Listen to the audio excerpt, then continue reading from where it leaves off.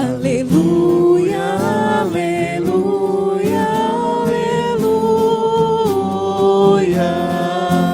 aleluia, aleluia, aleluia. O Senhor esteja convosco.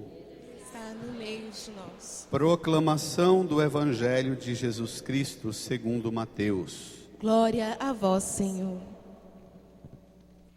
Naquele tempo, Jesus foi à região de Cesareia de Filipe e ali perguntou a seus discípulos: quem dizem os homens ser o Filho do Homem? Eles responderam: alguns dizem que é João Batista, outros que é Elias, outros ainda que é Jeremias ou algum dos profetas. Então Jesus lhes perguntou: e vós, quem dizeis que eu sou? Simão Pedro respondeu: tu és o Messias, o Filho do Deus vivo. Respondendo Jesus lhe disse: feliz és tu, Simão, filho de Jonas, porque não foi um ser humano que te revelou isso, mas o meu Pai que está no céu. Por isso eu te digo que tu és Pedro, e sobre esta pedra construirei a minha igreja, e o poder do inferno nunca poderá vencê-la. Eu te darei as chaves do reino dos céus. Tudo que tu ligares na terra será ligado nos céus. Tudo que tu desligares na terra será desligado nos céus. Palavra da salvação. Glória a vós, Senhor. Aleluia, aleluia, aleluia, aleluia, aleluia, aleluia.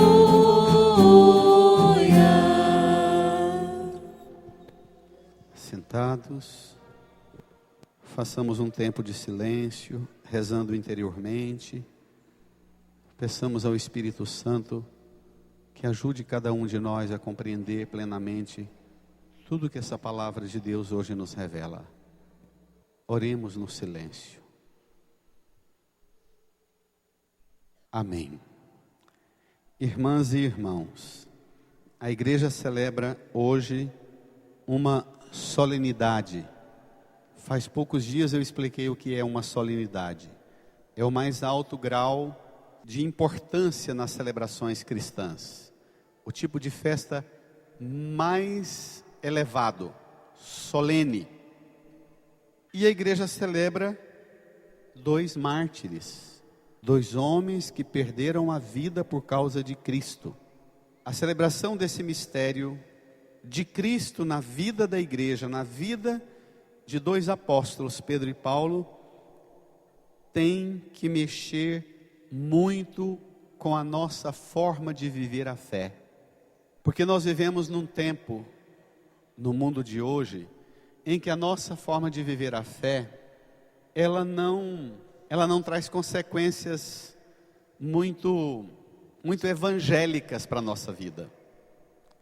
Nos programas de rádio, de televisão, nas igrejas, desenvolveram no que chamam hoje de dar testemunho na igreja, é de contar os milagres que eu alcancei, os prodígios que Deus realizou em minha vida.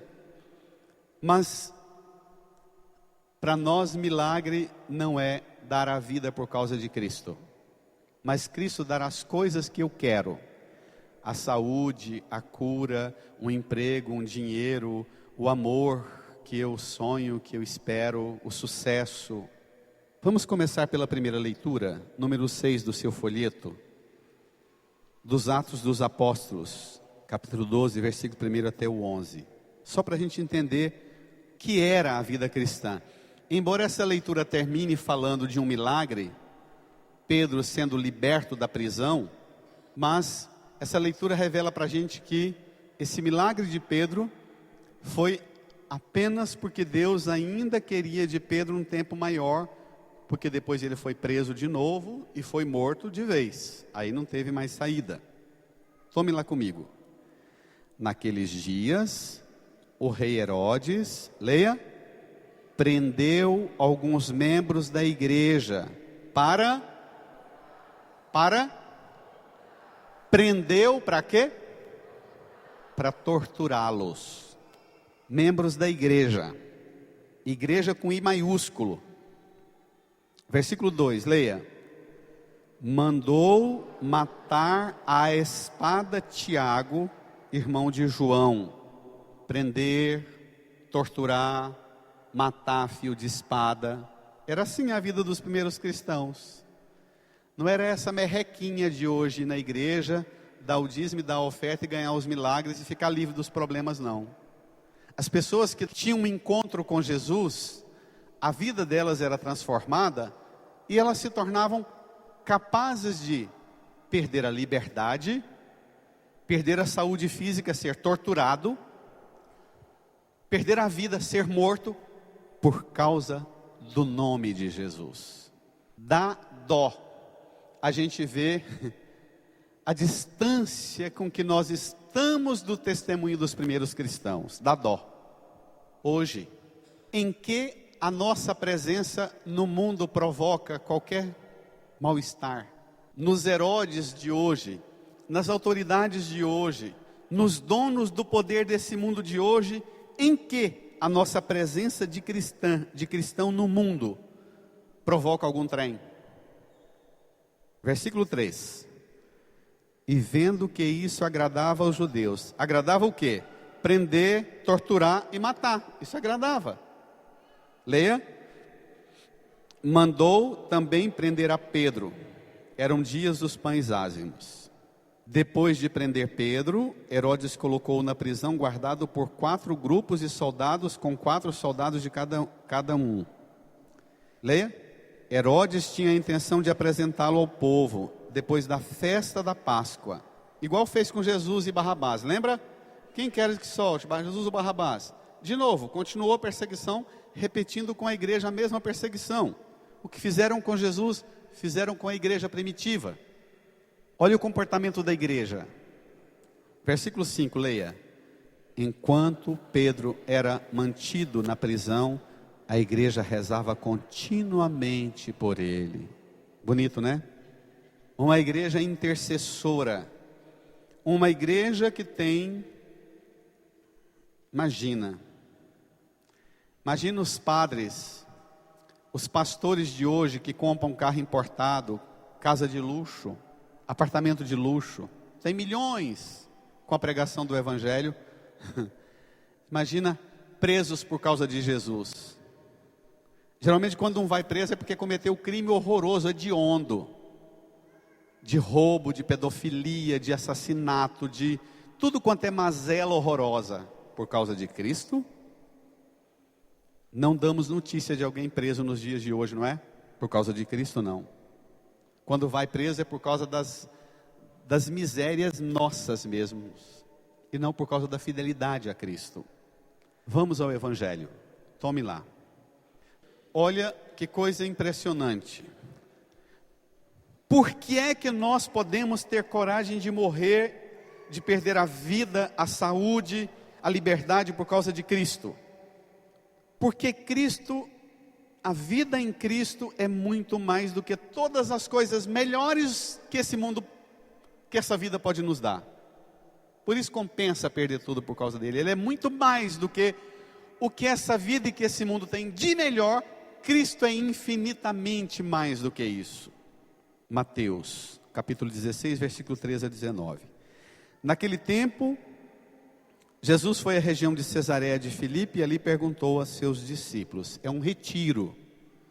Jesus pega a turma, vai para Cesareia de Filipe, uma região afastada, onde ainda não tinha sido pregado o evangelho, bem longe daquela muvuca, daquela multidão que a gente está vendo nesses domingos anteriores.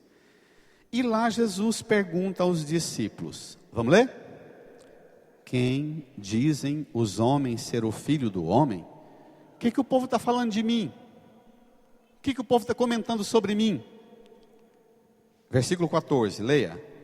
Eles responderam: alguns dizem que é João Batista, outros que é Elias, outros ainda que é Jeremias ou algum dos profetas. Jesus, o Senhor está trabalhando muito, o Senhor não está nem dormindo e nem comendo, o Senhor não está tendo sossego. Domingo atrasado, a hora que ele estava dormindo, acordaram a ele por causa da tempestade, lembra? O Senhor não está tendo sossego. Só que o povo não está entendendo quem é o Senhor. A confusão está enorme. Uns pensam que o Senhor é João Batista, que foi morto agora há pouco por Herodes. Outros que o Senhor é Elias, ou algum dos profetas do passado, que voltou, que reencarnou. Então a confusão é enorme. O mundo não está entendendo quem é o Senhor. E também hoje, o mundo não está entendendo quem é Jesus. A confusão está enorme. Jesus, quando escuta a gente falar mal do mundo, que o mundo não está entendendo quem é Jesus, Jesus devolve a pergunta para nós. Versículo 15, tome comigo. Então Jesus lhes perguntou, brada a igreja: e para você, quem eu sou? Para você, quem eu sou? Sabe que Jesus hoje aqui, agora, fazendo essa pergunta para cada um de nós: para você, quem eu sou? Para você, o que você anda falando sobre mim lá, na sua casa, com seus vizinhos, no trânsito, na sua escola, na sua igreja, no seu trabalho? Para você, quem eu sou? O que você fala de mim? A nossa resposta provoca o que nas pessoas diante das quais nós falamos de Jesus? O que causa nas pessoas o que nós falamos de Jesus? Eu tinha um professor, Padre João Batista Rezende, professor de Bíblia, que ele, missionário redentorista, desses assim pregadores populares que ele dava aula e a gente não duvidava do que ele ensinava. Ele tinha uma expressão muito bacana. Ele dava as matérias bíblicas para nós e depois perguntava, tirava conosco a lição para ver quem aprendeu. Antônio, o que é tal coisa? A gente começava a responder, ele falava assim: você está mascando lata. Mascar lata, para a meninada de hoje não significa nada, meninada, mas é mais ou menos assim. Hoje seria mascar plástico. Para nós, velho, ele falava, quando a gente era menino, que o pai e a mãe vinham da rua, da cidade, da rua, né, que a gente falava, e traziam uma marmelada, ou uma marrom glacê, aquela lata, lembra, redonda? A gente abria aquela lata e comia, querendo que aquele doce nunca acabava, não era? Que era o trem mais gostoso do mundo. O padre João Batista dizia para nós assim: o povo de hoje pega a Bíblia, igual uma marmelada daquelas, abre a lata, joga a marmelada fora, pica a lata e fica mascando lata. A gente só fica na casca, só nos trem do lado de fora da fé. Nós não entramos no mistério, nós não damos conta de argumentar o mistério do que está aqui dentro. Nós mascamos lata, nós mascamos plástico. Essa expressão do Padre João, que já morreu inclusive, era um homem muito santo, muito severo, muito duro na pregação, numa firmeza fora do normal. Quantas vezes ele mandava a gente sair da sala de aula dizendo: você não passa de mascador de lata, você vai ser uma tragédia na pregação da palavra, que você vai ficar mascando lata. Hoje, nós continuamos mascando lata, com um problema mais grave. Nós abrimos a Bíblia, não entendemos nada do que está lá. Ouvimos e não damos conta de defender o que está lá. Quando nós falamos de Jesus, a nossa boca, como o Salmo diz, os mandamentos do Senhor são como favos de mel a escorrer pelos lábios. Quando nós falamos de Jesus, as pessoas que estão escutando a gente falar de Jesus, não vê escorrer a delícia, o sabor, o rosto da gente, a empolgação da gente, não encanta dizendo: me dá desse trem bom demais que você está falando que eu quero. O que a gente fala de Jesus não leva os outros a terem um desejo de experimentar isso, de que eu falo, de que eu transmito, de que eu dou testemunho. Nós mascamos lata. E o mais grave, nós mascamos a lata, ainda chegam uns crentes em nós e uns espíritas que fica pisando em cima da marmelada, do doce, misturando no lixo e no esterco do mundo, e lascando a lenha em nós, dizendo que nós somos um bando de besta. Nós mascando lata, os crentes, os espíritas pisando na marmelada, e falando que nós não conhecemos. A debilidade com que nós damos testemunho de Jesus hoje é uma coisa assustadora, sabe por quê? Porque nós procuramos Jesus com uma função: para ficar livre dos problemas e dos sofrimentos da nossa vida. Jesus pergunta para mim e para você: e para você, quem eu sou? O que você fala de mim, rapaz? O que é que você provoca no ouvido e no coração de quem escuta você falar de mim? Pergunta Jesus para cada um de nós hoje. Quando Jesus pergunta: e para vocês, quem eu sou? Pedro, o primeiro Papa, o chefe dos apóstolos, e hoje é dia mundial de oração pelo Papa, exatamente por causa desse evangelho. Até as coletas que nós fazemos nas missas hoje, no mundo inteiro, chamam o óbolo de São Pedro. Nós mandamos para as obras de caridade que o Papa realiza. Esse ano ele está trabalhando muito com aquela quantidade enorme de cristãos sendo queimado e assassinado e crucificado lá na Síria. Vocês têm acompanhado pela televisão, porque são cristãos. O Santo Padre, o Papa Francisco, tem trabalhado muito com aqueles migrantes africanos que tentam atravessar do sofrimento da África para a Europa, né? Tem visto nos jornais, todo mundo, as barcas mal feitas que viram, matam 1.000, 1.500, 2.000, 3.000 pessoas. Por causa da resposta de Pedro, nós temos a alegria de dizer com São Pedro: que bom que a nossa fé é esta. Pedro diz para nós quem é Jesus. Ele não só diz para nós quem é Jesus, mas ele diz por nós. Ele é o Papa, ele diz pela igreja. Pedro professa a fé. Versículo 16, toda a igreja comigo, pegue lá. Simão Pedro respondeu: brada a igreja. Tá bom, agora cospe a lata que vocês estão mascando e responde com mais vigor. Está todo mundo mascando lata. Pedro respondeu o que, igreja? Levanta sua mão para o céu e responde. Pedro respondeu o que, igreja? Tu és o Messias, o Filho do Deus vivo. Isso é uma profissão de fé. Tu és o Messias. Messias significa ungido, enviado, o Filho do Deus vivo. Versículo 17. Respondendo Jesus lhe disse, toda a igreja, bem bonito: feliz és tu, Simão, filho de Jonas, porque não foi um ser humano que te revelou isso, mas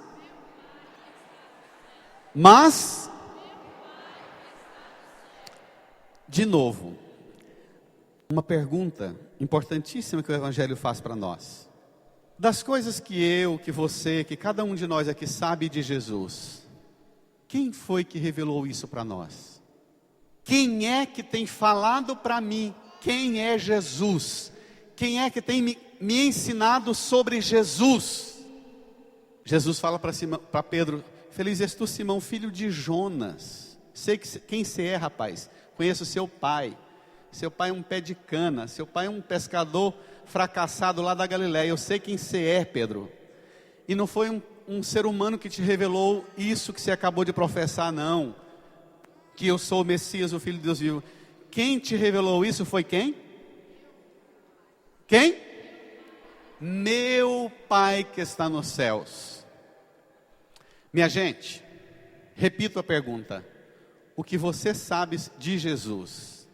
Desde as primeiras vezes que você ouviu falar de Jesus, não sei se foi a sua mãe, seu pai, uma tia, um tio, um padre, uma freira, padrinho, uma madrinha, talvez, avó. As avós têm muito papel de ensinar a gente a falar de Jesus para a gente, não é?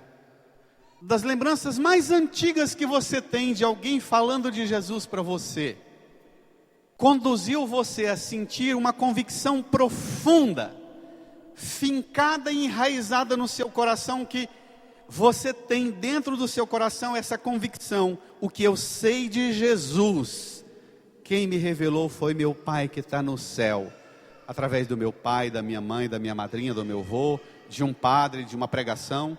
Quem me ensinou?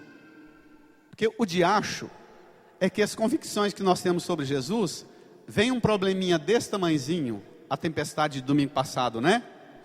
Vem uma ventania desse tamanhozinho, arrebenta com tudo.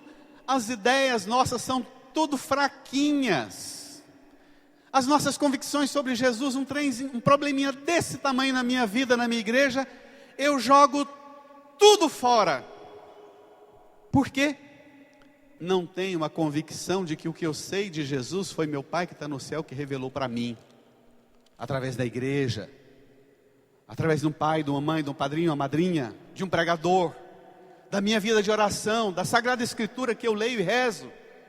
Feliz és tu, Simão, porque não vai ser qualquer besta que chegar em você para falar asneira, para falar borracha, para mascar lata, e que vai tirar de você as convicções que você tem, Simão. Feliz és tu. As convicções que você tem, foi meu Pai que está no céu que deu a você, Simão. Por isso, olha que coisa linda o que vem. Vamos ver? Versículo 18. Dá uma reagida aí, igreja. Por isso, eu te digo que tu és Pedro, e sobre esta pedra construirei a minha igreja. Tão bonito isso, né? Pedro, Simão, você vai mudar de nome, você vai passar a chamar Pedra, o altar, os alicerces da igreja, pedra. A partir de agora, rapaz, você se transforma em material de construção da quê? Está mascando lata? Da minha igreja. Jesus tem a igreja que ele chama de minha. E ele diz, construirei. Tem muitos católicos que assistem programa dessas religiões mais estúpidas que tem no rádio e na televisão. Ainda escuta os pregadores dizendo assim, você pode vir aqui, os carros de som passam, né, na rua. Pode vir católico, espírita, evangélico, de várias denominações, porque nossa igreja não tem placa.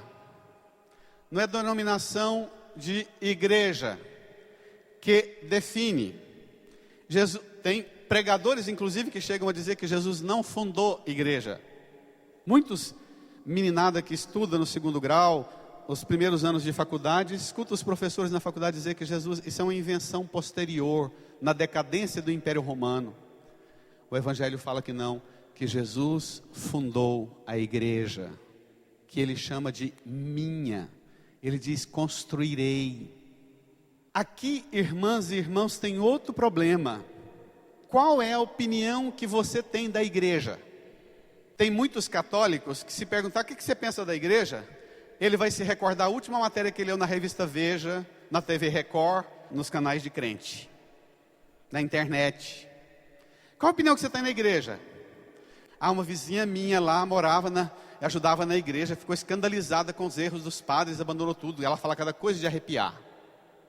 Eu fico aqui porque minha avó era daqui, minha mãe era daqui, mas eu mesmo penso aquilo que ela pensa. O que tem de católico, que a opinião que ele tem da igreja não é a de Cristo.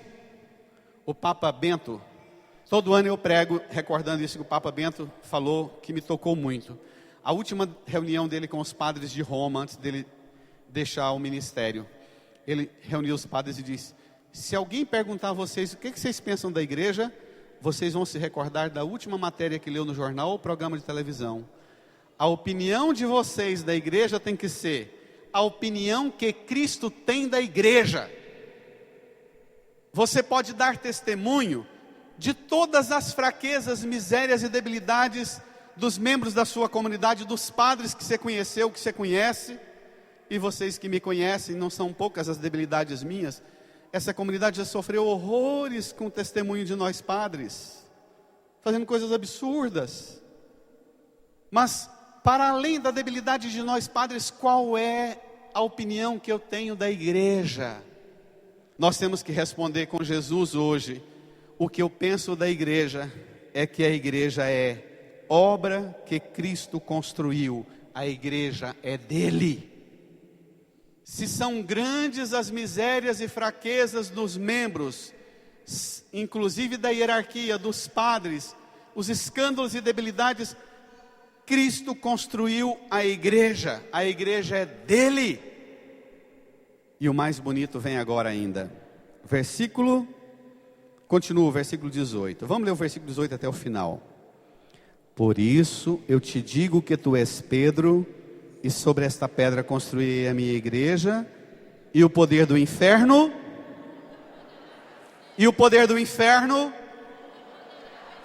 levanta a sua mão direita e diga, e o poder do inferno, é bom ficar velho, que a gente fica contando a mesma história sempre, mas é bonito que eu vou lembrar, porque é uma lembrança de infância, quando a gente morava na roça, que surgiu os primeiros evangélicos, que era aquele povo que dava medo na gente, o tanto que eles eram fanáticos da Assembleia de Deus nas roças sertão de Goiás. Eles vinham pregando uma doutrina errada do Apocalipse sobre a igreja, e tinha tanto católico fraco que acreditava naquelas doutrinas. Eles vinham garantindo até a hora que Jesus estava voltando, que o mundo estava acabando no calendário deles. E um monte de católico besta ia na onda deles. Eu tinha uma tia velha, cabeça branquinha, cabelo comprido. Quando a gente estava reunido, a gente menino era assombrado com aquilo, não é? Com aquelas extravagâncias das pregações dos evangélicos sobre o fim do mundo, a igreja que não era de Cristo, que a igreja era, papo era besta do Apocalipse. A minha tia enfiava a mão nos cabelos brancos dela, puxava, arrancava um fio de cabelo, ou mais que um, pegava um fio de cabelo, espichava o fio de cabelo e falava, a igreja vai ficar pendurada por um fio de cabelo, e quando o diabo, Satanás, estiver convencido de que terá derrotado ela, o Senhor Jesus virá e vai arrebatar a igreja que é dele.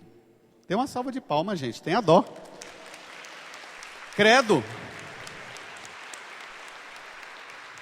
Hoje nós não temos mais velho falando isso da igreja.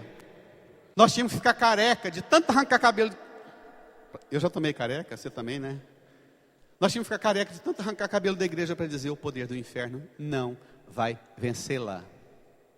A gente vai junto, começa alguém a falar mal da igreja, a gente vai junto na enxurrada, na lama, na miséria, a gente cai lá no esgoto junto, com o maior prazer de ter ainda umas histórias mais cabeludas para contar.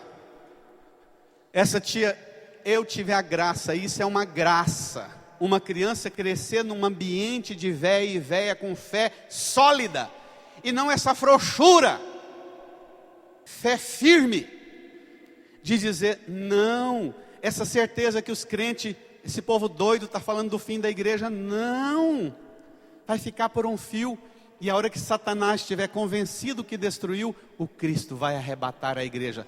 E eu me lembro que tantas vezes ela falava isso com um sorriso lindo e lágrima correndo de emoção. Minha gente, o poder do inferno não tem poder sobre a igreja de Cristo. Aqui o capeta não baixa, porque aqui não é o lugar da manifestação do poder do diabo, aqui é o lugar da manifestação do poder de Cristo. Olha o que vem, mais bonito vem agora. Ano passado preguei isso e todo mundo vai lembrar o que eu falei. Versículo 19. Eu te darei as chaves do... Eu te darei o quê? Eu te darei o quê? 2 pontos, continua. Tudo que tu ligares na terra, tudo que tu desligares na terra. Quero ver, igual o padre João Batista fazia conosco. Quero tirar a lição. O ano passado eu preguei demoradamente sobre isso. O que significam as chaves? O que significam as chaves? As chaves são de onde? O que está escrito lá? As chaves são de onde? Do reino dos céus. O que significam as chaves? Ah, nem, eu vou embora. O que significam as chaves? Preguei isso demoradamente sobre as chaves. O que significam as chaves? O que passa na cabeça? O que são as chaves que a igreja tem? Eu te darei as chaves do reino dos céus. Para você ligar na terra e ligar no céu. Desligar na terra e desligar no céu. O que são essas chaves? O que são as chaves? O que são as chaves? São Teruan. Sacramentos. Os sacramentos. A criança nasceu, filho do pai e da mãe, tomados e carregados pelas fraquezas humanas. Quando são conduzidas aqui às águas do batismo, ligados na terra, ligados. Cresceu, virou adolescente, rapazinho, mocinha, adolescente, 10, 12 anos. Recebe o corpo e sangue de Jesus na Eucaristia, ligado na terra. Cresceu, ficou jovem, recebe o sacramento do crisma, os dons do Espírito Santo, ligado na terra. Cometeu alguns deslizes, pecou, afastou de Cristo, vem, confessa, recebe a absolvição, ligado na terra. Chegou à maturidade, se prepara e vai casar sábado, Tiago mais Amanda. Sacramento da maturidade, ligados na terra. Perdeu a saúde, não dá conta nem de levantar, nem de confessar, nem de receber o corpo e sangue de Cristo. Recebe a unção dos enfermos. Cristo opera mesmo que eu não dê conta de fazer nada.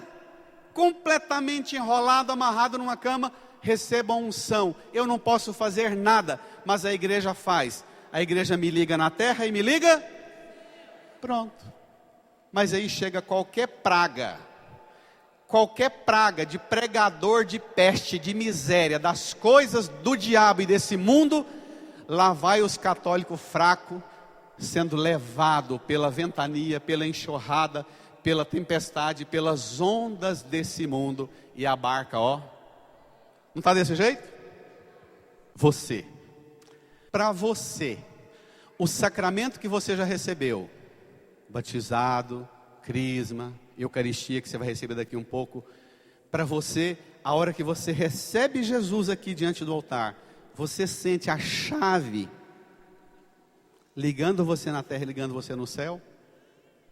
Você experimenta isso? Você sai da igreja transbordando de alegria pascal? Por isso, incline a sua cabeça, feche os olhos. Ponha-se na presença de Jesus e fale com Jesus agora. Peça para Jesus te dar essa convicção que Pedro e Paulo, um morreu pregado na cruz de cabeça para baixo, o outro morreu decapitado. Peça de Jesus a graça de você não deixar que nenhuma falsa doutrina, que nenhum poder do inferno possa prevalecer contra a sua fé, que você recebeu da igreja que Cristo edificou, com o corpo e o sangue dele, com o corpo e o sangue dos mártires. Peça de Jesus a graça de você ser testemunha, professar que a igreja é obra dele, que a salvação vem dele, através das chaves do reino dos céus. Renove a sua fé. Fale com Jesus, reze piedosamente, pedindo para Jesus renovar no seu coração o ardor dessa fé, dos mártires, dos santos, que perderam a vida, perderam a liberdade, perderam a saúde do corpo, mas não perderam a íntima união com Jesus. Peça de Jesus essa graça.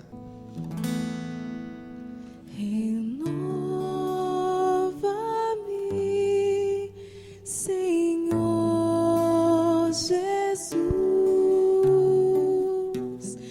já não quero ser igual. Renova-me, Senhor Jesus, põe em mim seu coração,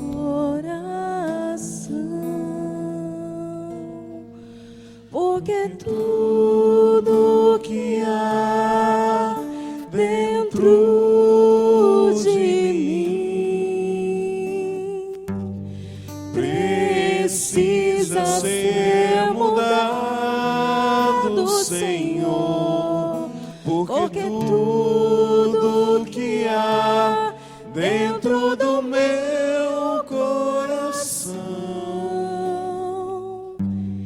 precisa mais de ti. Renova-me,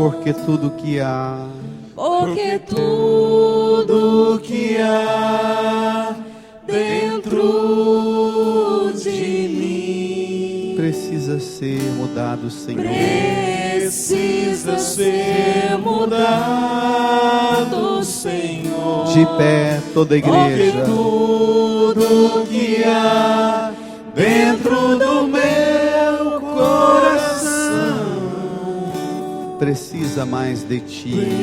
precisa mais de ti. Deixe o seu folheto no banco. Estenda as duas mãos aqui para a cruz. Precisa mais de Renove a sua fé. Renove aquela fé que você recebeu do seu pai, da sua mãe, do seu padrinho, da sua madrinha, que você recebeu da igreja no dia que você foi batizado. A cada pergunta você vai dizer: renuncio.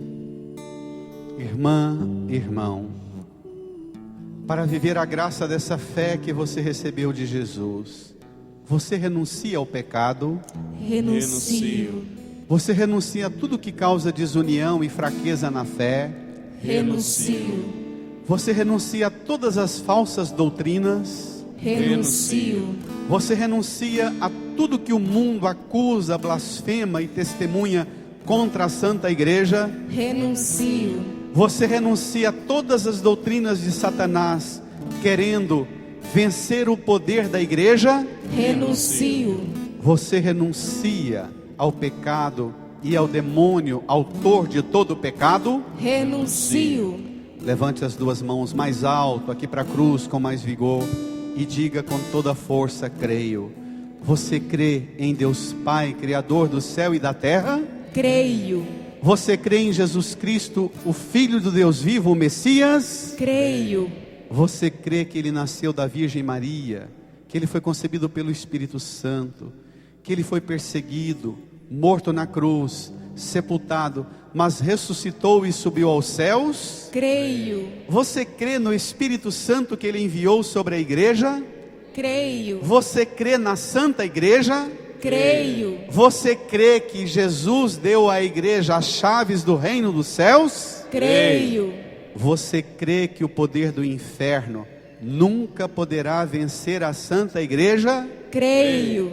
Então diga comigo: Jesus, esta fé Esta fé que eu acabei de professar que eu acabei de professar e renovar, esta fé que eu recebi da igreja, que eu recebi da igreja, que o Senhor construiu, esta fé fé é a razão é a razão de minha alegria, de minha alegria, de nossa de alegria, nossa alegria, em Ti, Jesus. em Ti, Jesus. Amém, amém, amém, aleluia. Amém, amém. Amém, aleluia. Vocês. Amém, Amém, amém. Brada. Amém, amém, amém, aleluia.